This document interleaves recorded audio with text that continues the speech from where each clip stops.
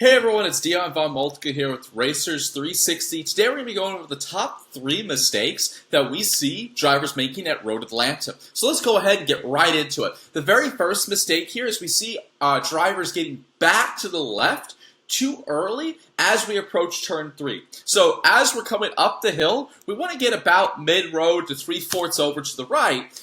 And there's really no great visuals for the turn-in marker here. It's blind. It's hard to know where to end up. So what we do is the best marker to use is going to be the apex curb as we crest up over the hill on our left. And what we're going to look for is where are we getting to it. So you can see here, our driver is pretty much already to the inside. I would say they're apexing either before that curb or, to be a little conservative even, apexing the start of this curb. The problem with that is, when you apex too early, the car angle is going to be looking very much in this direction, so it's going to want to push you to the inside or the right side of the track before really ready to turn in for turn 3. So as you start to work on rolling more and more entry speed, it's pushing you further and further right. As you are building up speed and still overslowing, you're able to hold it left and as you go around the curve. So it gives you this false sense of this apex works for me. What we really want to execute on is apexing more the middle of the curve. Really the where it sticks out the furthest, that's where I want to apex, because then I'm going to have a car angle that's going to be looking a little bit more in this direction. And it's going to be easier for me to hold it left to the end of the curve, keeping the car left at a higher speed before coming back to the right, which is going to help me maximize the radius of the corner in turn 3. So, a great visual for you to be looking at is where are you apexing this curve on our left. If you find that you're apexing the start of the curve, you're turning too aggressively or you're just turning too early. So work on turning nice and slow, trying to get around to apex more of the back end of that curve, holding it left. And you can see here, our driver, they apexed a little bit early, and you can see by the time they're really starting to turn in, right about here, they're not all the way to the left. They're about a half car width or so off the outside of the road. Now, they're not in a really bad position. It's in an okay position. But if they were to work on rolling more entry speed, they would end up further and further right, which is going to really hurt them through turn 3, through 4, and down into the S's. So we really want to make sure as we're being disciplined, even when we're overslowing, so that we can naturally start to bring in speed. You'll have a car that's going to be looking more straight at this point, easier to hold it left. That's going to help you through turn 3. So the next area is going to be turn 5. What we want to look for, again, is we don't want to be apexing too early back to the right. So what we're looking for here, and this is a great visual, is this, again, this start of the curve right here. A lot of drivers come back to the right side of the road and are apexing the start of this curve too early. And there's two things that happen. That makes it even easier to get your right front tire or even right rear tire up on this curve, which can really unsettle the car. And that tends to push you further to the left.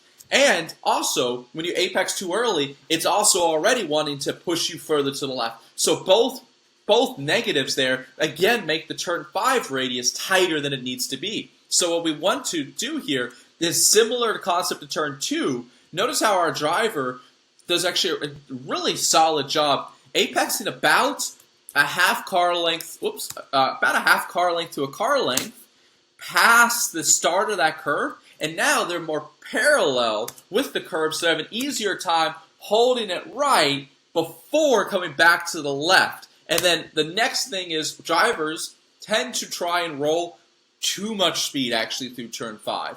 Turn 5 is one of those corners where it really feels like an entry speed corner. You've just gone through the S's. It's really high speed. You want to roll the speed. You're going uphill.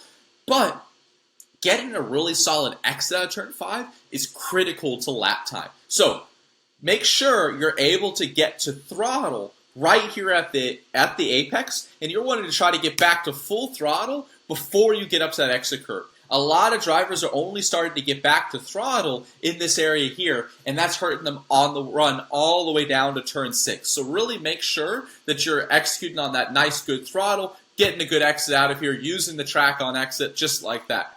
Surprisingly, one of the biggest mistakes consistently that we see is actually going to be in turn 6. And this will be our last note. I know a lot of you are probably expecting early turn-ins for turn 12, or too early or too late to throttle at turn 7. But we've been surprised. Turn 6 is a corner that a lot of drivers are making the same mistake.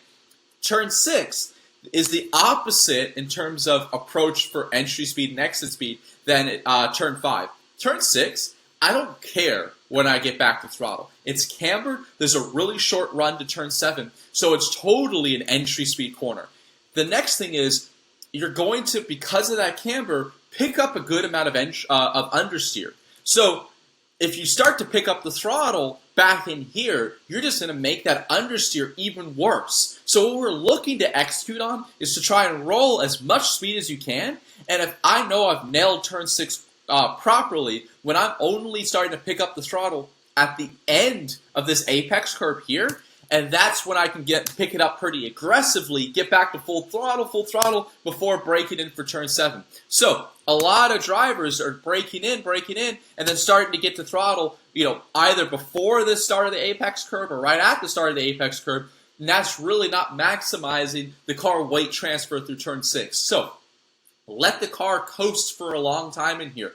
Oftentimes, I'm off the brakes here, and I'm going to coast, throttle here, and then get aggressively back to throttle as we get out to the exit curve. Use the camber, let the car roll, use that entry speed to your advantage, because it's going to understeer properly anyway, and to get into throttle too early, you're not going to be able to roll any more speed. You're not going to be able to get back to full throttle until you're way out over here, or you might not even get back to full throttle because of that understeer. So use the track, roll the speed, delay your initial throttle until you can start to unwind the steering wheel. That's going to allow you to roll good entry speed and get back to full throttle earlier for the short run to turn 7. So those were our top 3 mistakes that we see at Road Atlanta. Thanks for tuning in. We hope to see you at a track soon. If you're looking for personalized pro coaching for only $99, check out racers360.com, where you can upload your onboard video just like this, and pro coaches like Memo Gidley, Nelson Mason, Mike Skeen will go turn by turn and give you actionable, in-depth coaching on how you can improve. We've worked with over 160 drivers to date, and many of our drivers are gaining 1, 2, or 3 seconds after one session. So check out racers360.com, and if you have any questions on how our coaches can help you, email us at team@racers360.com. We look forward to working with you and hopefully seeing the track soon.